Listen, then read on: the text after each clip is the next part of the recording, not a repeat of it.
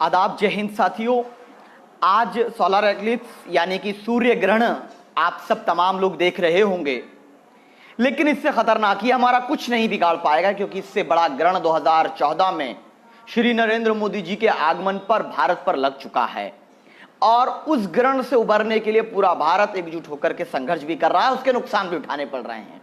लेकिन जो ये सूर्य ग्रहण है, इसको लेकर सभी अलग अलग धार्मिक परंपराएं हैं और जिस तरीके से मुसलमान नमाज पढ़ते हैं और अल्लाह की इबादत करते हैं सूर्य ग्रहण में, उसी तरीके से दूसरे धर्मों की भी आस्थाएं, सब अपनी अपनी धार्मिक आस्थाओं के हिसाब से सबको उसका पालन करना चाहिए।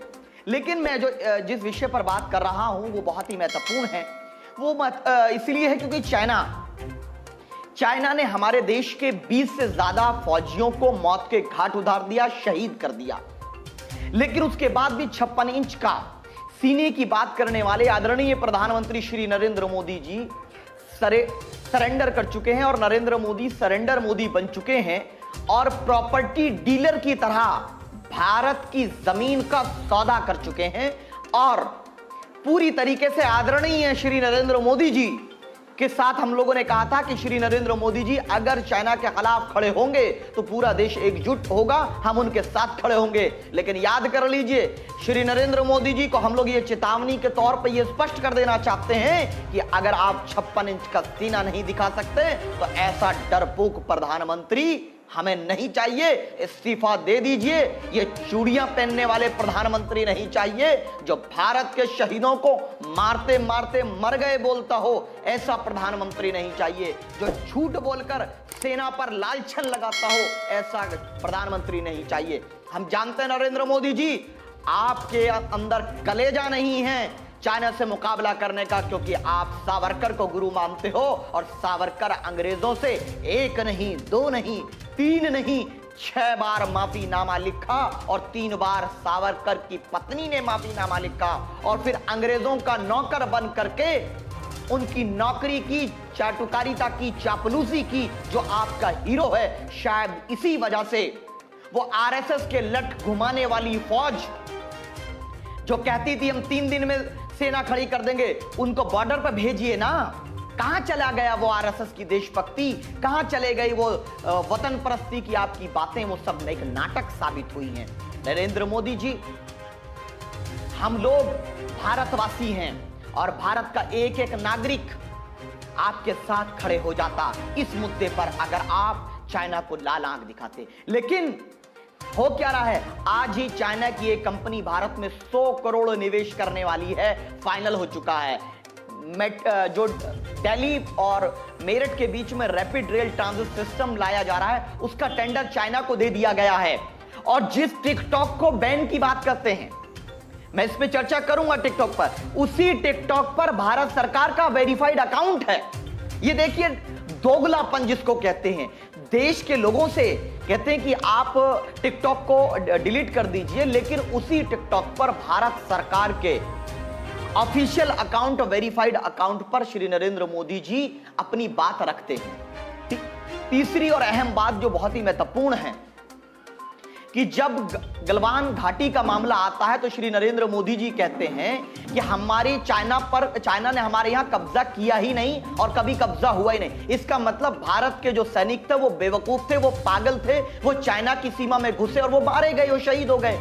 यही मतलब हुआ ना नरेंद्र मोदी जी कि आपको भारत की सेना के पराक्रम, भारत की सेना के शौर्य, भारत की सेना का सम्मान नहीं है। शायद इसलिए क्योंकि चाहे पुलवामा हो, चाहे गलवान घाटी में भारत के वीर सपूतों की शहादत हो, किसी में भी ना तो गुजराती मारा गया, ना तो कोई गुजराती आज तक दोनों जगह शहीद हुआ और ना ही कोई आपकी जाति यानी बनिया शहीद हुआ। क्योंकि बनिए और गुजराती बॉर्डर पर भारत की सेवा करने के लिए सैनिक के रूप में कार्यरत ही नहीं है। ये सिर्फ देश के पिछड़े, अति पिछड़े, दलित, आदिवासी लोगों को, अल्पसंख्यक लोगों को बॉर्डर पर गरीब का बेटा, किसान का बेटा, मजदूर के बेटे को वहां पर मरने के लिए छोड़ देते हैं। और एक अजीब बात, गलवान घाटी में शहीद होने वाले शहीदों में सबसे ज्यादा लोग बिहार रेजिमेंट के हैं और बिहार, उसमें से बिहार के लोग हैं। कल नरेंद्र मोदी जी ने जब नीचता का परिचय दिया है, आदरणीय नरेंद्र मोदी जी ने, कि बिहार रेजिमेंट का पराक्रम है, यह राजनीतिक कारण है कि बिहार में चुनाव आने वाला है, इसीलिए बिहार रेजिमेंट का नाम लेकर के एक राजनीतिकरण किया जा रहा है। दूसरी चीज, एक तरफ इनके लोग कहते हैं कि चाइना से ने हमारा कुछ नहीं किया, एक अखबार में 2 हेडिंग छपती हैं कि चाइना ने कब्जा नहीं किया, चाइना ने हमारे किसी सैनिक को अगवा नहीं किया। दूसरी तरफ 10 चाइना के लोगों ने 10 हमारे सैनिकों को वापस कैसे कर दिया। कम से कम 20 लोग शहीद हुए, ये तो बताया भारत सरकार ने, लेकिन ज्यादा से ज्यादा कितने लोग शहीद हुए ये नहीं बताया। कब से भारत के अंदर कब्जा करके बैठा चाइना। कल तक पूरी भाजपा और पूरा देश, मैं खुद भी मानता हूं, अक्साई चीन भारत का अटूट हिस्सा है, लेकिन नरेंद्र मोदी जी ने, मैं इसीलिए कहता हूं कि चाय बेचते बेचते ये शख्स देश ना बेच दे। और याद रख लीजिए कि आपने कहा झोला उठा के चल देंगे, फकीर आदमी है, हम भारत के नागरिक हैं, झोले की तलाशी लेकर भेजेंगे, पूरी तलाशी लेकर भेजेंगे कि भारत की इज्जत आबरू को तो बेचकर नहीं जा रहे हो। अक्साई चीन भारत का था, भारत का है और भारत का रहेगा। और अक्साई चीन पर आपका क्या स्टैंड है ये आपको बताना चाहिए। गलवान वैली का मामला हो, लद्दाख का मामला हो, नेपाल उत्तराखंड को कब्जा कर चुका है, लेकिन आप ना नेपाल पर सर्जिकल स्ट्राइक कर पा रहे हैं, ना आप चाइना पर सर्जिकल स्ट्राइक कर पा रहे हैं, क्योंकि भारत के इतिहास का सबसे कायर प्रधानमंत्री श्री नरेंद्र मोदी जी हैं। एक अहम बात जो गलवान वैली और अक्साई चीन के संबंध में है, ये लोग कहते हैं कि देशभक्ति के लिए आरएसएस और सब चीजें हैं। मैं कहता हूं कि मैं ऐसे समझौते को अपने पैरों तले कुचलता हूं जहां मेरा सैनिक शहीद हो जाए। उन पर हथियार क्यों नहीं थे? अगर कोई समझौता है तो बैकअप में हथियार क्यों नहीं थे? कैसे शहीद हो गए 20 लोग? और अगर आप कहते हैं कि चाइना के लोगों की भी शहादत हुई, एक का डेटा दे दें कि जानकारी दे दे। हमें नहीं लगता कि चाइना की हुई है, यह सिर्फ और सिर्फ नुकसान भारत का हुआ है। उसके बाद भी 48 या 72 घंटे लग जाते हैं भारत के नेताओं को इस विषय पर चर्चा करने में। क्या भारत का गरीब का मजदूर का बेटा सेना में जो जाता है वह सिर्फ मरने के लिए जाता है क्या? हां, क्यों नहीं जाते बनिया समाज के लोग बॉर्डर पर? कितने लोग हैं मुझे जानकारी दे दे भारत सरकार। कितने ब्राह्मण हैं जानकारी दे दे। हां, लेकिन यादव हैं, जाटव हैं, जाट हैं, गुज्जर हैं, पाल हैं, मौर्य हैं, सिख हैं, मुसलमान हैं, सब हैं, लेकिन ब्राह्मण और बनिए ये कितने बॉर्डर पे हैं? और गुजराती कितने शहीद हुए पुलवामा में और कितने शहीद हुए इस कांड में? तो ये एक राजनीतिकरण है। दूसरी चीज, चाइना को लेकर इनके लोगों ने कहा कि हम हमला नहीं करेंगे, हम लोग उनका बहिष्कार करेंगे। भारत की जनता से कह रहे हो कि आप चाइना का सामान ना खरीदें, जबकि इंपोर्ट जो होता है वो तो सरकार के जरिए होता है। चाइना का बहिष्कार की जरूरत नहीं, सरकार का बहिष्कार करिए कि ऐसी सरकार का हम बहिष्कार करेंगे जो हमारे सैनिकों की शहादत का बदला ना ले या ये तय ना करे कि भारत की सीमा सुरक्षित है।